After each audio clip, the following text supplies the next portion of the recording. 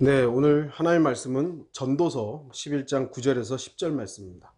전도서 11장에서 11장 9절에 10절입니다. 제가 말씀을 읽겠습니다. 오 청년이여, 내 젊음을 즐거워하라. 내 마음은 내 젊은 날들을 기뻐하며 내 마음의 길들과 내 눈에 보는 대로 걸으라. 그러나 너는 알지니 이 모든 것으로 인하여 하나님께서 너를 심판하시리라. 그러므로 내 마음에서 슬픔을 제하고 내 육체에서 악을 버리라. 이는 어린 시절과 청년 시절이 헛됨이라. 오늘 말씀의 제목은 내 인생은 나의 것. 노래 제목도 있었죠. 오늘 본문 말씀은 하나님께서 청년들한테 내 마음대로 한번 살아봐라 라고 비꼬시는 말씀입니다. 이렇게 살아라 하는 게 아니라 이렇게 한번 살아볼래? 그 결과가 어떤지 한번 봐라, 이런 것입니다.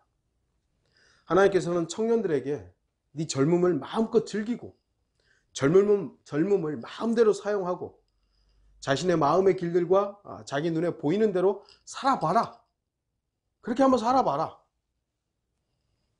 이렇게 말씀하십니다. 여기까지만 딱 있으면 얼마나 좋은 말씀입니까? 모든 사람이 원하고 바라는 모습 아니겠습니까? 그래, 내 마음대로 살아야지. 내 인생은 내 것이니까.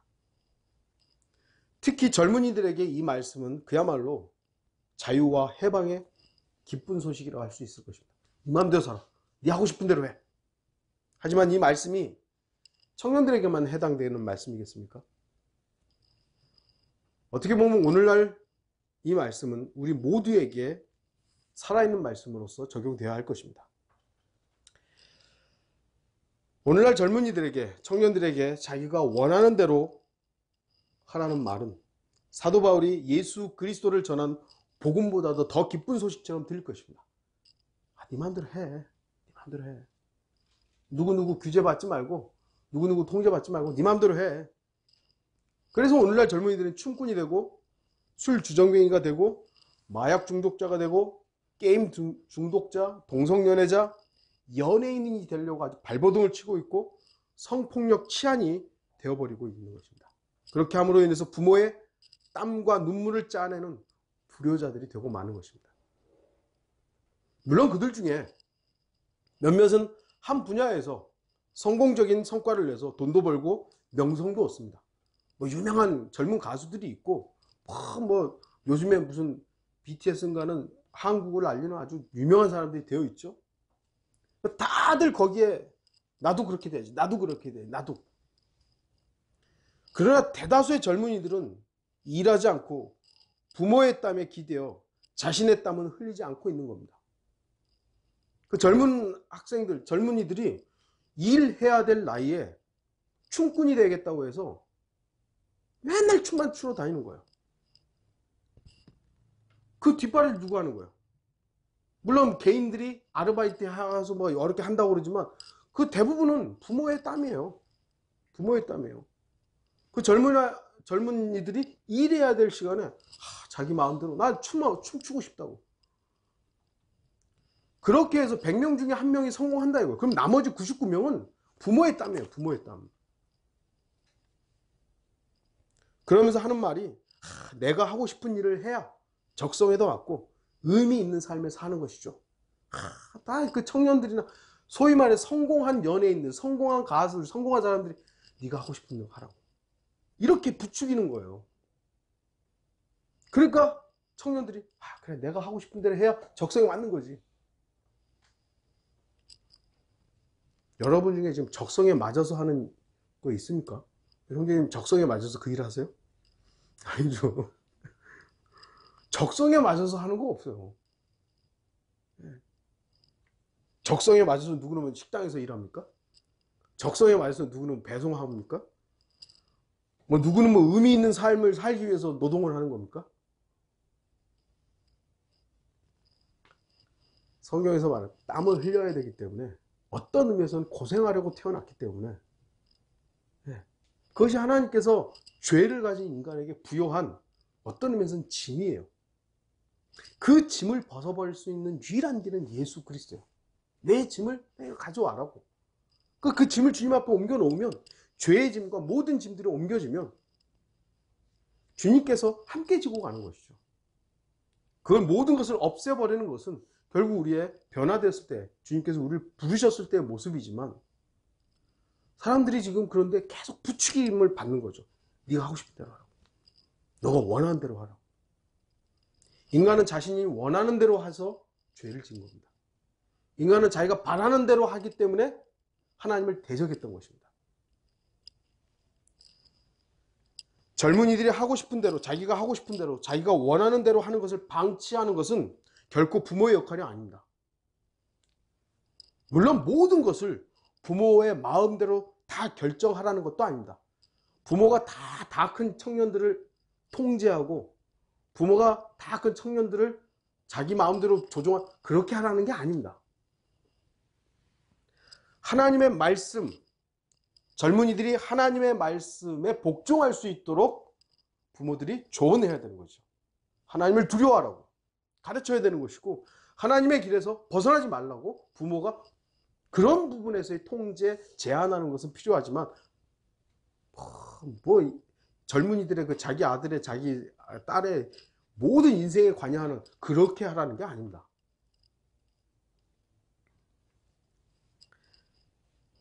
자신이 하고 싶은 대로, 자기가 원하는 대로 결정하는 것, 그것이 어떻게 보면은 마귀가 우리에게 부추기는 부분들일 것입니다. 그래서 우리는 하나님의 말씀의 조언에 귀를 기울여야 하는 것이죠.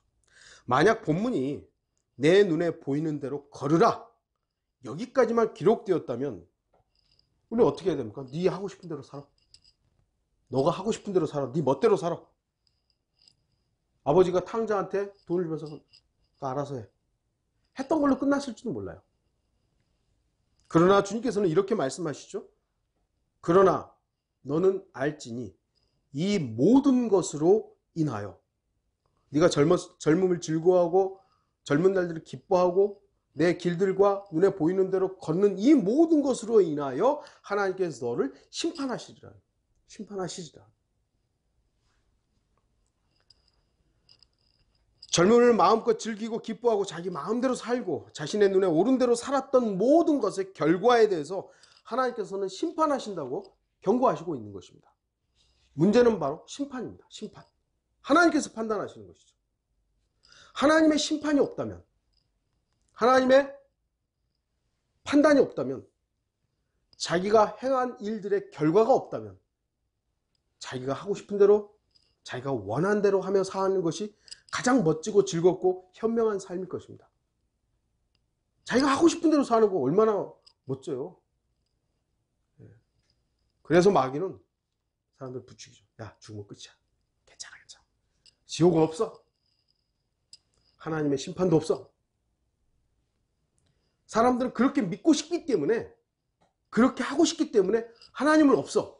지옥은 없어. 심판은 없어. 없어. 왜요? 그게 자기가 하고 싶은 거니까요. 받아들이는 거예요.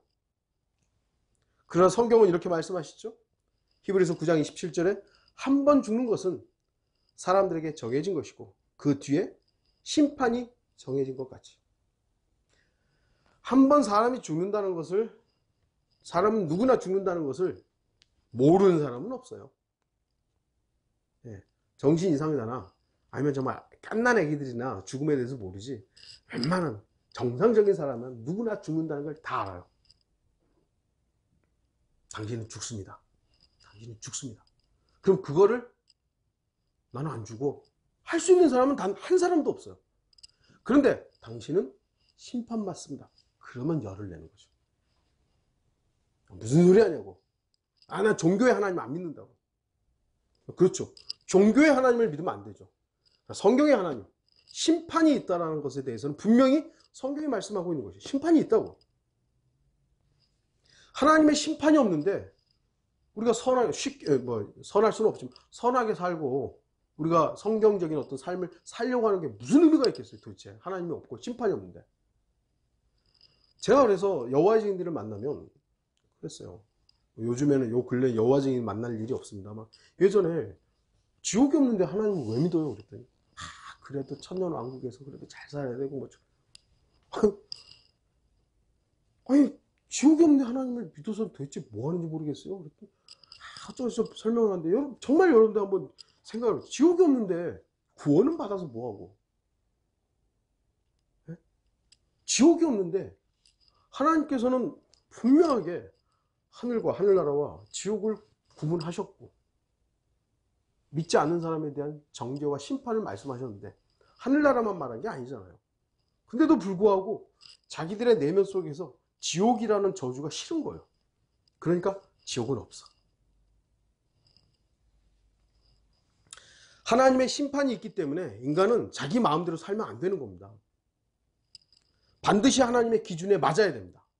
자기 기준 말고요. 종교의 기준 말고 하나님의 기준에 맞아야 되죠. 하나님의 기준에 맞으려면 하나님의 절대적인 의 말고는 그 기준을 충족시킬 수가 없어요. 하나님을 충족시킬 수 있는 유일한 분은 하나님이세요. 하나님 자신 이외에는 하나님을 만족시킬 수 있는 그 어떤 존재도 없어요. 그래서 하나님을 만족시킬 수 있는 유일한 존재, 아들 하나님, 예수 그리스도. 그분의 의만 하나님은 안을 수 있고 받아들일 수 있는 것입니다. 인간이 아무리 그 위대한 업적을 쌓고 위대한 의를 했다 할지라도 하나님의 의에는 절대 이룰 수가 없는 것입니다. 예수 그리스도의 의 없이 이루어지는 그 어떤 행위도 하나님의 기준에는 절대 미치지 못하는 것입니다. 아까도 말씀드렸지만 인간이 전 인류를 대신해서 어떤 선한 일을 했다 이거예요. 그래도 하나님의 의에는 이르지 못합니다. 유일한 예수 그리스도만이 인류를 위해서 죽을 수 있는 유일한 존재이기 때문이죠.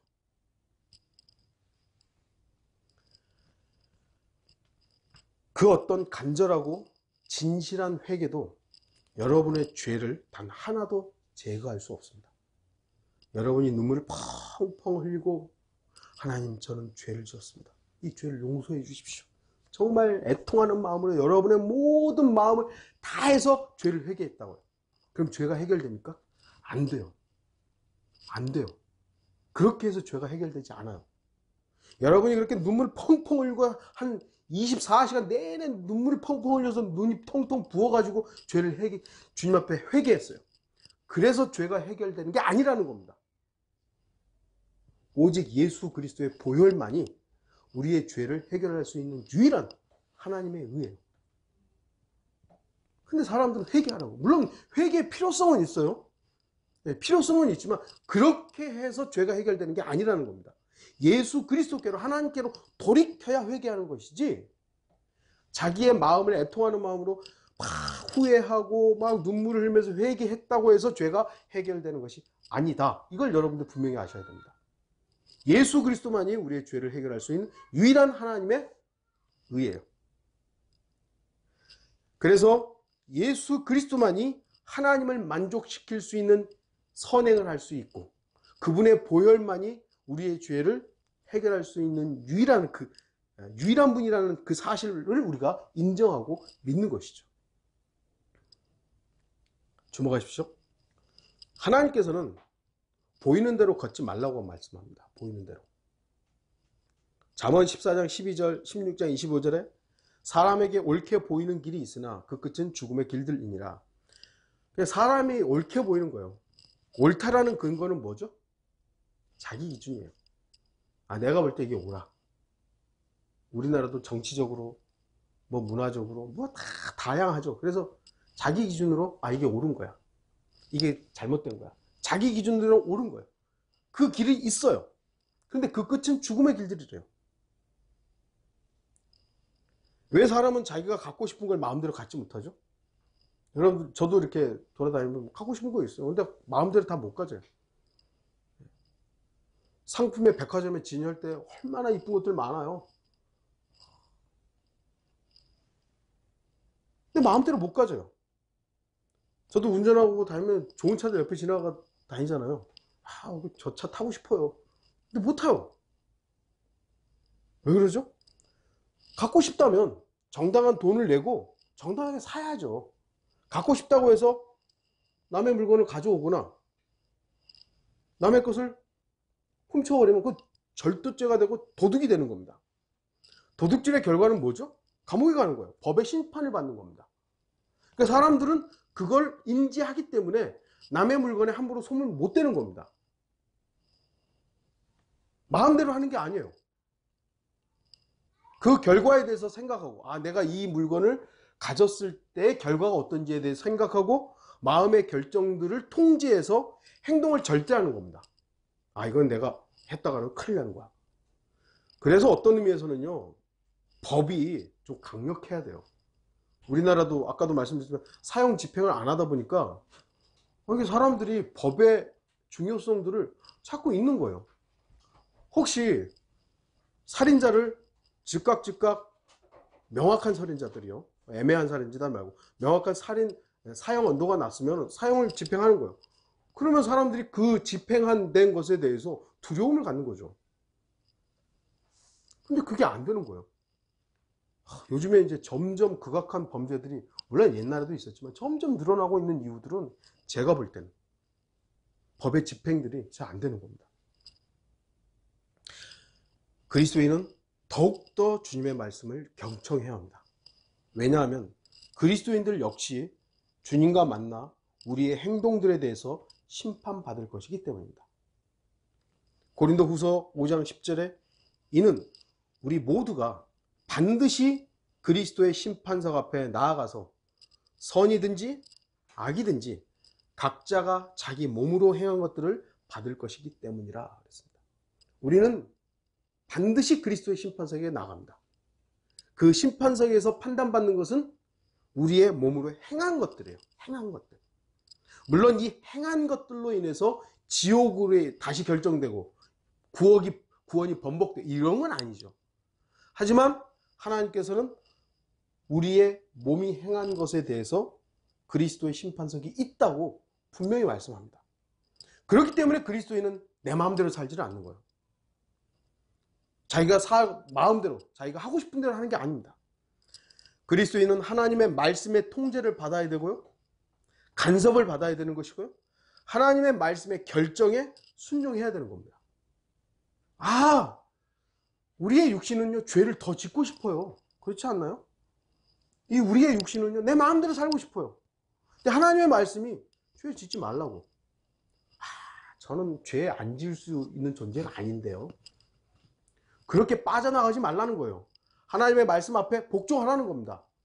그렇죠. 그렇죠. 하나님의 말씀은 나는 죄로부터 멀리하라. 죄를 멀리해야죠. 근데 또 내가 죄와 관계됐어요. 그럼 어떻게 하라는 거예요? 주님 앞에 또 무릎 꿇어야 되는 거죠. 하나님, 제가 정말 육신으로 죄를 안 지으려고 또 했습니다. 나 이런 존재밖에 안 됩니다.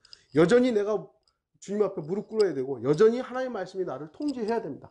거기에 날마다 십자가에 순종하는 삶을 우리가 해야 되는 것이지, 나는 뭐 그런 존재인데 어떡하겠어요. 이렇게 하라는 게 아닙니다. 성경은 우리에게 젊음을 즐거워하지 말라고 말씀하죠. 여기서는 지금 9절 오 청년이여 내 젊음을 즐거워하라. 이게 즐거워하라는 게 아니잖아요. 즐거워하지 말라는 겁니다. 젊음이란 어떤 겁니까? 힘이 있죠. 열정이 있죠. 도전 정신들이 있습니다. 저도 이제 벌써 죄송합니다만 이제 50을 바라보는 나이가, 한국 나이로는 50이죠 이제. 되다 보니까 그 친구하고도 전화하면서 30대만 해도 내가 쌀 짊어지고 이런 것들이 뭐 괜찮은데 요즘에는 힘들어, 버거워. 그랬더니 그렇지. 젊음은 힘과 패기가 있고 열정이 있어요. 근데 나이가 드니까 어떤 일에 새롭게 한다는 게 참 힘들어요. 청년 정신이라는 게 있고요, 청년들의 그 활기찬 역동성은 어떻게 보면 그리스도인들도 배워야 할 부분이 있는 것이죠. 분명히 젊음은 성경에서도 이런 구절들에 젊음의 어떤 부분들을 긍정적으로 묘사하는 부분들이 있습니다. 젊음은 분명히 가능성 있는 시기이죠. 과거 역사를 이렇게 돌아보더라도 젊은이들에 의해서 많은 일들이 성취되기도 했습니다. 벤자민 플랭클린이라는 아주 유명한 사람은 16살 때 책을 썼다고 합니다. 조지 휘필드 같은 경우도 유명한 설교자인데요. 22살 때 세계적인 설교자가 되었습니다. D.L. 무디 같은 경우는 18살에 설교를 했고요. 찰스 스펄전 같은 경우도 16살 때 설교를 했습니다. 아까 제가 로버트 맥체인이라는 목사를 잠깐 언급했습니다. 그분도 12살인가 14살 때 설교를 한 거예요. 젊었을 때 많은 일들을 시작하는 경우도 있긴 하죠. 그러나 젊음은 자칫 자기 기만과 자기 중심적인 아집과 교만에 치우칠 수 있습니다. 젊음은 패기가 있죠. 패기가 있어요. 그래, 할래. 원숙함은 결여되어 있습니다. 젊음은 지식이 있어요. 노인이 이렇게 나이가 자꾸 까먹어요. 아, 그랬던 것 같은데 참 몇 번을 더 생각해봐야 그 단어들이 알똥말똥 생각이 나더라고요. 젊은이들이 확실히 지식이 많죠. 요즘엔 또 뭐 스마트폰 해가지고 금방금방 지식들이 전달돼요. 지혜가 부족합니다. 그런데 젊음은 힘이 있어요. 그러나 능숙함이 모자릅니다. 젊음은 추진력이 있습니다만 화합력은 없는 거예요. 왜 젊음을 기뻐하지 말아야 됩니까? 인생의 젊음은 순간이기 때문입니다. 이는 어린 시절과 청년 시절이 헛됨이라. 그 아무리 화려한 젊음을 가졌다 해도 젊음은 곧바로 사라지고 맙니다. 영원하지 않아요. 그렇기 때문에 젊음은 순간의 기쁨과 같습니다. 저도 젊었을 때가 있었고 여기 계신 분들 중에서도 젊었을 때가 있어요. 그때를 한번 상상해보면 너무 빠르죠. 아직 우리 젊은 청년들이 있습니다만 젊었을 때 이게 시간이 잘 안 가는 것 같죠. 훅 갑니다. 그래서 성경은 젊음을 기뻐하라, 즐거워하라 이렇게 말씀하고 있지만 속지 말라 이거예요. 역으로 말씀하는 것입니다. 젊음으로 인해 기뻐하면 자신의 힘과 능력과 이 젊음을 기뻐하면 진정한 기쁨을 누리지 못합니다. 왜냐하면 젊음은 금방 시들기 때문입니다. 야고보서 4장 14절 너희가 내일 일어날 일을 알지 못하나니 너희의 생명이 무엇이냐 잠깐 보이다가 사라지는 안개니라.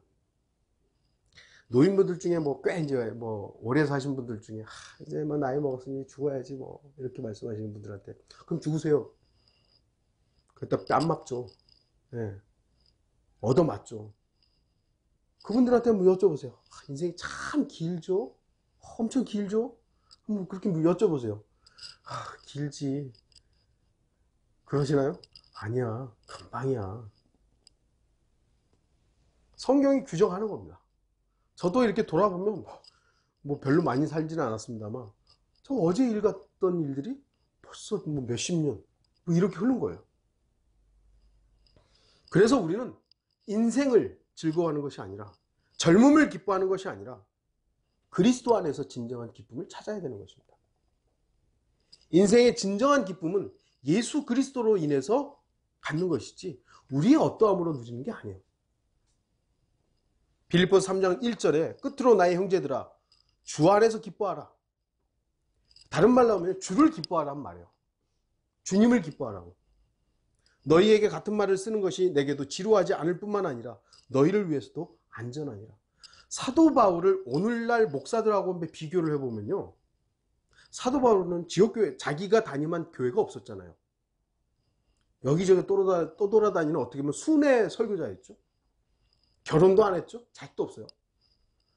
그리고 그 삐까뻔쩍한 집도 없었죠. 죽을 때는 전해져 오는 이야기로 순교했잖아요. 목배를 잘 죽었죠.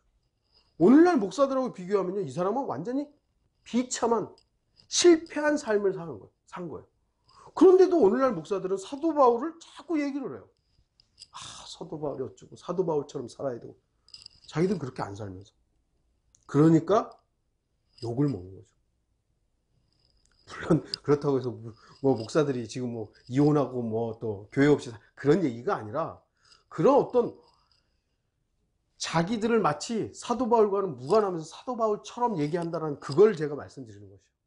저 역시도 하나님 말씀 앞에서 정말 주님으로 인해서 기뻐하고 있는 건지 내 어떤 배경 때문에 내가 뭘 가지고 있는 것 때문에 기뻐하고 있었는지 돌아봐야 되는 것이죠. 빌립보서 4장 4절에 주 안에서 항상 기뻐하라. 다른 말로 주를 항상 기뻐하라는 거예요. 예수 그리스도를 항상 기뻐하라는 겁니다. 내가 다시 말하면 기뻐하라. 나의 기쁨의 근거가 뭐냐 이것이죠. 월급이 올라서? 저도 요즘에 좀 쌀을 좀 했더니 좀 삐걱삐걱해요. 오늘 아침에 딱 일어났더니 좀 개운해요. 어제 쉬고 오늘 했더니 기뻐요. 감사합니다. 근데 생각해보니까 내가 좀 덜 아파서 감사한가? 참 감사하죠. 근데 감사하지 않을 수는 없잖아요. 또 감사해야죠. 저와 여러분들의 감사와 기쁨의 근거가 뭐냐 이것이죠. 더 가졌기 때문에, 더 나아졌기 때문이 아니라 그냥 주님을 기뻐하는 거예요. 주님으로 인해서. 주님이 언제나 나의 왕이시고 나의 주인이시고 나에게 구원을 주시고 나에게 평안을 주시고, 그냥 그 고난이 와도 주님이 나와 함께 하신다는 그 자체만으로 기뻐할 수 있는 거예요. 인생의 자랑과 기쁨은 결코 젊음이 아닙니다. 인생의 기쁨은 오직 예수 그리스도셔야 하는 것이죠. 저와 여러분의 기쁨의 근거는 오직 예수 그리스도셔야 합니다. 보는 대로 걷지 말아야 되는 것이죠. 보이는 것이 전부가 아닙니다. 그러나 사람들은 자신의 눈에 옳게 보이는 대로 살고 있습니다. 어떤 사람들은 미친 듯이 공부하죠. 한국의 학생들 얼마나 불쌍한지, 그냥 정말 새벽잠 줄여가지고 3시간, 4시간, 5시간 자면서 공부해서 좋은 대학 간다. 좋은 대학 가서 뭐하냐? 좋은 직장 간다. 좋은 직장 가서 뭐하냐? 좋은 배우자 만나서 좋은 배우자 만나서 결혼하면 뭐하냐? 집 사야죠. 집 사서 뭐하냐? 좀 더 넓은 집으로 가야죠. 그래서 뭐하냐? 노후를 안락하게 보내야죠. 그럼 뭐하냐? 그 다음 죽어야죠. 죽은 다음에 모르죠. 이런 게 모르죠. 모르는 게 아니에요. 사실은 모르고 싶은 거죠. 모르고 싶은 것 뿐이에요. 다시 말씀드리지만 죽음 뒤에는 심판이 있는 것입니다. 사람들은 미친 듯이 돈을 벌고 있고, 어떤 사람들은 한국에 다이어트 바람이 불어가지고 미친 듯이 운동하고 있고요. 어떤 사람들은 또 이제 노후에 여행 다니는 거죠. 미친 듯이 여행 다니고 있는 거죠. 어떤 사람은 에라 모르겠다 술 하는 거죠. 도박하고, 어떤 사람들은 미친 듯이 데모하고 다니는 거예요. 반정부 운동하고 다니는 거고, 환경 운동하고 다니는 것이고, 또 어떤 사람들은 종교 행사에 아주 미친 듯이 갑니다. 거의 모두 자기 오름에 온 인생을 거는 겁니다. 자기가 옳다, 이거 맞다. 주목하십시오. 마귀는 인간에게 모든 것을 다 줄 수 있습니다. 모든 걸 다 줄 수 있습니다. 그러나 구원은 못 줘요. 마귀가 모든 것을 예수님께도 다 주겠다 그런 거 아니에요? 다 주겠다고. 마귀는요, 저와 여러분 다 줄 수 있습니다. 다. 건강도 줄 수 있고요. 부자가 될 수도 있게 하고요. 여러분들이 갖고 싶은 거 다 줄 수도 있는 그런 존재예요. 딱 하나만 안 주는 거죠. 구원. 구원만 안 주는 거예요. 구원 받은 사람에게 그러면 마귀가 너 구원 받았으니까 모르겠다. 그건 아니잖아요. 또. 하나님께서는 모든 사람이 구원을 받고, 그 다음에 뭐죠? 진리의 지식이 이르길 원하시는 거예요. 구원받은 사람의 그 다음으로 주지 않으려고 하는 게 진리의 지식이에요. 진리의 지식이 뭐죠? 예수 그리스도가 어떤 분인가? 예수 그리스도가 어떤 분인가? 그분이 나의 주인이다. 그런 삶을 못 살게 하는 거예요. 예전엔 진리의 지식, 그러니까 교리적인, 신학적 교리적인 걸 쫙 나열했지만, 그런 거 말고요. 그런 건 좀 더 많이 알 수도 있고 좀 덜 알 수도 있어요. 그러나 진리의 지식은 예수 그리스도예요. 우리가 예수 그리스도가 어떤 분이고 예수 그리스도가 나에게 어떻게 모든 것인지에 대해서 차단해버리는 거예요. 그럼 네 마음대로 살라고 이제. 네가 원하는 대로 살라. 너 구원받았으니까 네 원하는 대로 살라고. 제가 아까도 말씀드렸죠. 킹제임스 성경을 믿고 바른 교리를 하는데 왜 이렇게 이상한 거예요 도대체? 거짓말하고 있고 사람도 속이고 자기한테 집중하고 왜 이러죠 도대체? 마귀한테 속은 거죠. 고린도후서 11장 14절에 이것은 놀랄 일이 아니니 이는 사탄도 자신을 빛의 천사로 가장하기 때문이라. 주의하십시오. 빛의 천사가 가장하고 싶은 것은 천사를 속이는 게 아니에요. 빛을 속이기 위해서 가장하는 겁니다. 빛을 속이려고. 빛이신 예수 그리스도를 보지 못하도록 다른 것, 곧 가짜 빛을 보도록 하는 겁니다. 주님을 보라고 하면서 종교 지도자, 목사를 보게 하고 교회를 더 우선순위로 하게 하는 거예요. 교회가 중요합니까? 예수 그리스도가 중요합니까? 그럼 다 예수 그리스도가 중요하대요. 그런데 실제로는 교회를 지키려고 데모하고, 여러분들 뭐 성락교회인가 뭐 이런 교회들 요즘 법적 싸움들 하잖아요. 한쪽에서는 데모하고 있고 목사파 반대파 해가지고 싸우고 있어요. 뭐 왜? 교회 지키려고. 교회 지키려고. 왜냐하면 자기가 헌금해서 이렇게 지어놨는데 그거 지키려고. 또 소위 하나님의 일이라고 불리는 것을 보게 하는 거예요. 중요한 건 하나님의 일이 아니라 하나님이죠. 근데 사람들은 하나님의 일, 저 사람 성경 번역한 사람이라고, 저 사람 복음 전하고 다니는 사람이라고, 저 사람이 교회를 형성한 사람이라고, 저 사람이 신학책을 쓴 사람이라고. 아니요. 그게 중요한 게 아니에요. 하나님이신 예수 그리스도가 중요한 거죠. 근데 사람들한테 그걸 보게 하는 거예요. 저 사람은 성경을 번역한 사람이라고. 저 사람은 복음을 정말 잘 전하는 사람이라고. 저 사람은 나를 구령한 사람이라고. 예수 그리스도를 보지 못하게 만드는 겁니다. 저 여러분들이 한번 속았지만 이제는 안 속아야 되는 거예요. 눈앞에 빛이 보인다고 해서 그 빛을 쫓지 마십시오. 빛은 오직 주 예수 그리스도 한 분뿐입니다. 우리는 예수 그리스도를 쫓는 것이지 빛을 가장하고 있는 가짜 빛을 제공하는 사탄을 쫓는 것이 아니어야 하는 것이죠. 사탄은 빛을 가장한다는 사실을 기억하십시오. 언제나 그래서 우리는 성경으로만 확인해야 됩니다. 저 목사가 진짜를 설교하고 있는지 가짜를 설교하고 있는지. 목사가 하는 말이 다 맞는 게 아니에요.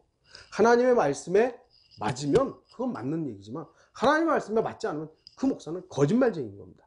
아무리 그럴듯하게 얘기한다 할지라도. 그러기 위해서 강단에서만 설교되어지는 그 일로 확인하는 것이 아니라 그 사람의 내려와서 강단 아래에서의 삶으로도 우리는 봐야 되는 것이죠. 보이는 것대로 판단하지 마십시오. 보이는 것대로 행동하지도 마십시오. 그 결과는 하나님의 심판입니다. 하나님의 말씀이 모든 것을 판단하고 저와 여러분이 누군가를 쉽게 판단할 수 있는 자격이 있는 것처럼 판단하지는 마십시오. 저도 한때는 하나님의 말씀으로 무언가를 판단한답시고 제 오름으로 다 판단했던 경우들이 있어요. 참 어리석었죠? 그러나 저와 여러분들 분명히 어떤 사람의 어떤 행동들이 있다 이것이요. 그러면은 우리는 에이 저거 틀려 그냥 쉽게 내뱉지 마시고 하나님께서는 어떻게 생각하실까? 하나님께서는 왜 저러한 사람을 놔두실까? 이런 것들을 말씀의 근거로 하나하나 다시 되짚어 봐야 되는 것이죠. 마치 내가 하나님인 것처럼 다 판단하는 것은 어리석은 것입니다. 이제 10절을 좀 보겠습니다. 그러므로 내 마음에서 슬픔을 제하고 내 육체에서 악을 버리라. 이는 어린 시절과 청년 시절이 헛됩니다. 하나님께서는 젊음을 사랑하고 젊음을 기뻐하고 자기 마음과 눈에 보이는 대로 살려고 하는 사람들에게 경고합니다. 하나님께서 너를 심판하시리라. 물론 이 말씀은 청년들뿐만 아니라 모든 사람에게 적용되어야 하는 말씀입니다. 자기 마음대로 자기 멋대로 살려는 사람들은 오늘 본문의 어리석은 젊은이들과 같은 사람입니다. 그리스도인은 자기 마음대로 자기 눈에 보이는 대로 살아서는 안 됩니다. 주님께서는 그리스도인들이 각자 자기 몸으로 행한 것들에 대해서 반드시 심판하신다고 하셨습니다. 그리스도인은 그리스도의 심판석을 기억하면서 살아야 됩니다. 나 다시 주님 만날 거라고.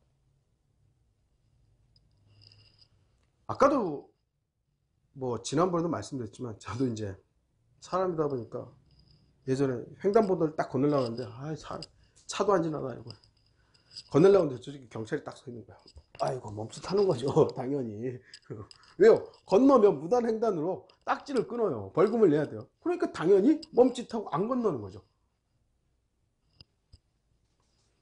그리스도인은 하나님은 나의 안에 계시는 분으로 지금 눈에 보이진 않지만 하나님께서 나의 기준이어야 되는 것이지, 사람들이 지금 안 다닌다고 내 기준으로, 내 오름은, 내 건너가는 게 내 오름이잖아요. 아무도 안 오는데 지금 건너간다고 내가 빨리 가겠다는데 내 오름이란 말이에요. 그대로 사는 게 아니라는 겁니다. 하나님의 말씀이 우리를 통제해야 됩니다.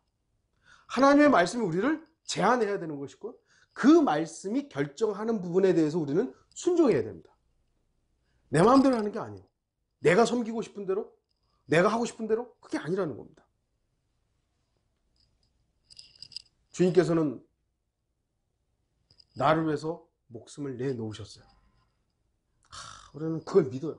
하나님은 정말 나를 위해서 죽으셨다. 근데 문제는 뭐냐면, 나는 그렇다면 누군가를 위해서 내어놓을 수 있는가? 그건 내 문제가 아닌 거예요. 우리가 교회사로 봐도 선교사들이 있어요. 그 선교사들은 주님이 나를 위해서 죽으신 것처럼 그들도 주님께 내어준 거예요. 그래서 주님께서 그렇게 쓰셨어요. 근데 우리는 지금 현재 주님이 나를 위해서 죽으신 건 믿는데, 내가 주님을 위해서 내어놔야 할 것에 대해서는 다른 문제가 되어버린 거예요. 어떻게 보면 주님 앞에 가서 설명해야 되겠죠. 너 왜 그렇게 살았어? 그리스도인은 그리스도의 심판석을 기억해야 됩니다. 나 주님 만날 거라고. 그리고 우리는 스스로 내 마음대로 사는 것이 아니라 나를 통제하는 것이요. 내가 하고 싶은 대로 사는 게 아니라 이런 거예요. 누리고 싶은 대로 다 누리는 것이 아니라 주님만 누리는 것이죠. 이러한 사실을 아는 사람이라면 마음에서 육신적인 슬픔을 제거해야 되는 것입니다. 그리고 육신을 만족시키는 위한 그런 악함을 버려야 되는 것이죠. 마음의 슬픔을 제하라는 게 뭐예요? 슬픔의 원인들이 뭐냐 이것이죠. 도대체 우리가 하고 있는 슬픔의 원인이 뭐냐 이거예요. 젊은이들이 하는 마음의 슬픔이라는 것은요, 대부분 비교로 인한 슬픔입니다. 한국 사람들이 불행하다 하는 이유가 뭐예요? 비교예요. 다. 자기가 예를 들어 10평짜리 아파트 사는데 좀 50평짜리 사는, 비교하니까 슬픈 거예요. 괴로운 거예요. 나도 저거 갖고 싶은데. 좋은 차 타지 못하는 슬픔이에요. 더 누리지 못한, 더 많이 갖지 못한 것을 비교 때문에 불행하다고 생각하는 거예요. 생명에 대한 슬픔은 없어요. 진리를 모름이라는 슬픔도 없습니다. 젊은이들은 다른 사람들과 자신을 비교해서 덜 가지고, 덜 예쁘고, 덜 화려하고, 덜 주목받는 것들로 인해서 슬퍼하는 거예요. 정말 끔찍한 일들을 하더라고요. 어떤 미국 아줌마인데 아기가 태어났어요. 근데 아기가 조금 뭐라 그러죠? 아파요.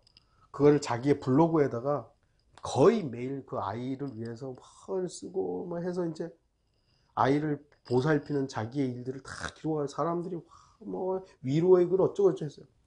얘가 5살 정도 되면 죽어버린 거예요.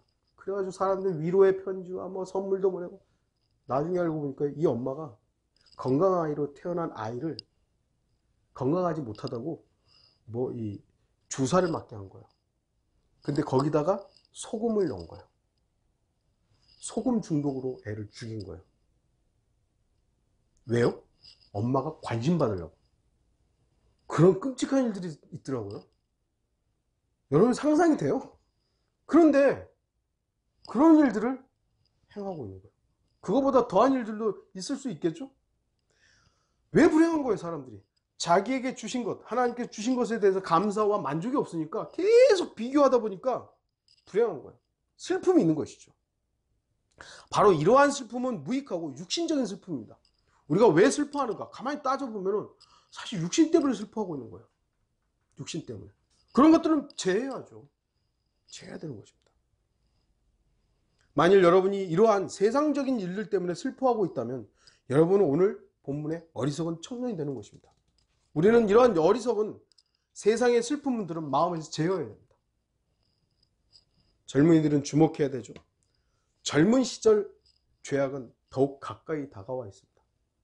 여기 젊은이가 몇 명 안 되지만 나이가 들면 경험들이라는 것이 있죠. 하지만 젊었을 때는 좀 더 자극적인 일들이 있습니다.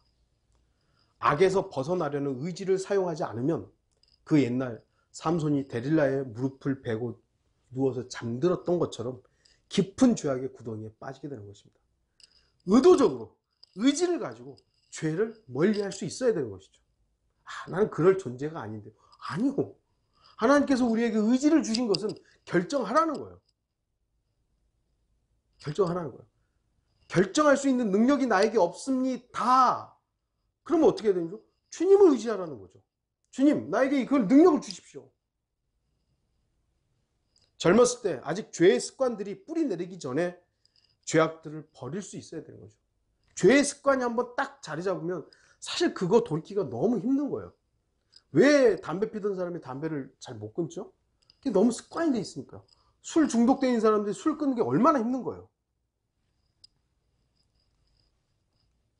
게임 중독이나 스마트폰 중독이나 알코올 중독, 니코틴 중독, 마약 중독은 태어나면서부터 갖는 경우들은 별로 없어요.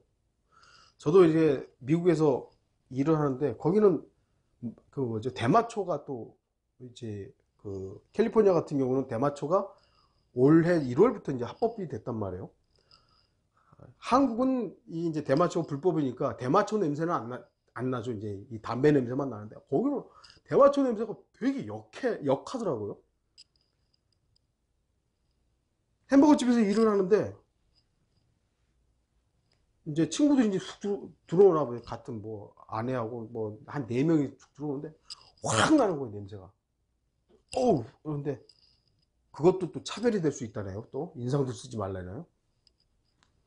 근데 애들을 데리고 들어온 거야. 꼬마 애들.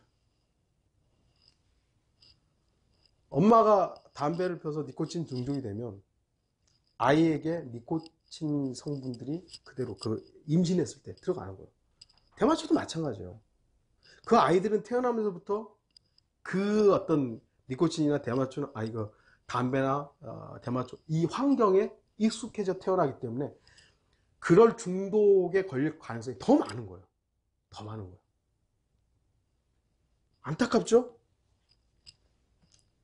여러분이 지금 하는 행동 하나하나가 자신의 습관으로 고착되었을 때 돌이킬 수 없는 지경에 이르게 될 수도 있는 것입니다.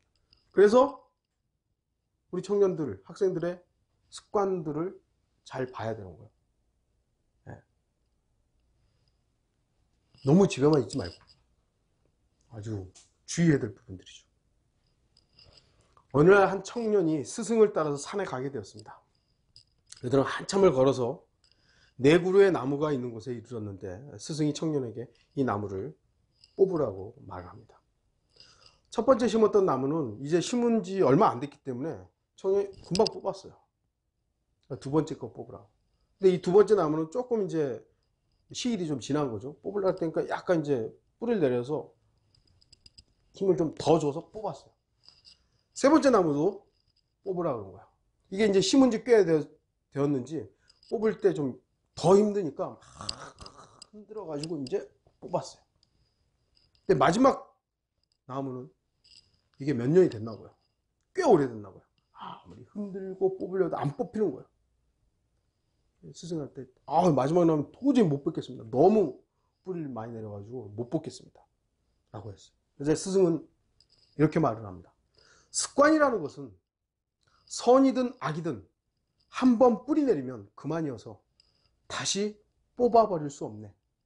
그러므로 젊었을 때 어디에 뿌리를 내릴 것인지 신중하게 결정하고 언제나 조심하는 것이 좋다네. 우리나라도 3살 버릇 8까지 간다. 그런 얘기들이 있죠. 그러니까 어떤 습관을 갖느냐. 그리스도인 가정에서 태어나서 어떻게 우리 형제들은 담배 옆에만 가도 막 역겨워하는. 왜냐하면 그런 분위기였기 때문이죠. 술도 먹으라 그래도 맛은 봤는지 모르겠지만 그런 환경들 그런 것들이 영향이 있는 거예요. 모든 걸 결정하는 건 아니지만. 그래서 어떤 습관을 갖고 어떤 것들을 하느냐는 여러분들이 어떻게 뿌리를 내느냐에 따라 다르다는 겁니다.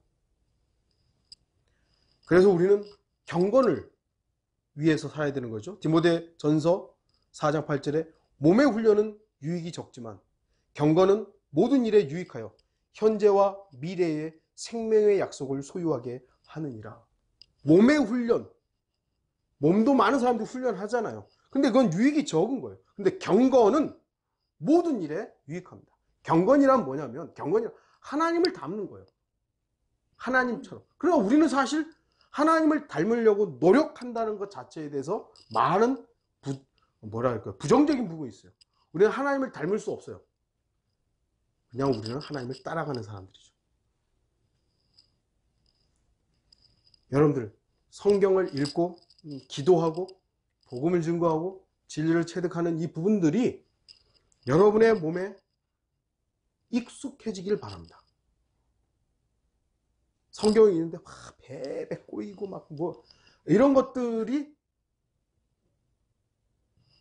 처음부터 막 잘 되는 건 아니잖아요. 예, 하나하나 오늘 얘기를 한 건 좋은 습관이 될 수 있도록. 이제 결론을 맺겠습니다. 주님께서는 분명히 경고하십니다. 하나님께서 너를 심판하시리라. 이 말씀을 깊이 새기지 않으면 젊음을 기뻐하며 인생을 즐기기에도 시간이 부족하다고 말할 것입니다. 그러면서 자신의 마음의 길들과 자신의 눈에 보이는 대로 행하게 될 것입니다. 내 마음대로 사는데, 내 인생은 내 것인데 뭐. 주님께서 우리에게 도박을 권하는 게 아닙니다. 자기가 원하는 대로 살다가 나중에 시간이 되면 주님을 기억하라고 말씀하시는 것이 아닙니다. 여러분의 한 번밖에 없는 인생을 가지고 도박하지 마십시오. 어리석고 헛된 것들의 인생을 낭비할 시간이 없습니다.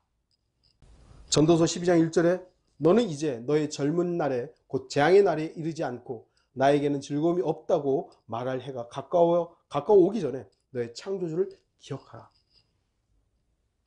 어린 시절과 청년 시절이 헛된 것처럼 짧기 때문에 자기 마음대로 살지 말라는 겁니다. 자기 눈에 보이는 대로, 옳게 보이는 대로 행동하지 말라는 것입니다. 구원을 받기 전에는 내 인생은 나의 것이라고 외치는 것이 가장 현명한 말이었을지도 모릅니다. 왜죠? 한 번밖에 없는 인생에 이걸 누구 거예요? 내 인생은 내 거죠. 구원받기 전에는. 그러나 구원받은 그리스도인은요, 내 인생은 나의 것이었을 때가 가장 비참한 인생이었다는 걸 아는 겁니다. 내가 내 마음대로 살았을 때가 가장 비참한 생활이었구나. 내 옛사람으로 살았을 때가 가장 불행한 삶이었구나. 그걸 아는 거예요. 그렇죠? 여러분들이 구원받기 전에 내 인생은 내 것으로 살았을 때가 행복했습니까? 그렇다면 여러분은 지금 아직 구원에 대해서 놀라운 은혜를 잘 모르는 거예요. 제가 구원 안 받았다를 말하는 것이 아니라 구원의 진짜 의미. 나 구원받기 전에 너무 행복했는데 구원받고 나니까 뭐 이렇게 불행해. 이거는 정말 점검해 봐야 될 부분일 거예요. 근데 나의 구원받기 이전은 정말 비참했고 그것이 아무리 세상 사람들이 볼 때는 화려했을지 모르지만 바로 구원받기 전에 내 인생은 정말 가장 비참한 삶이었다. 죄인의 삶이었다.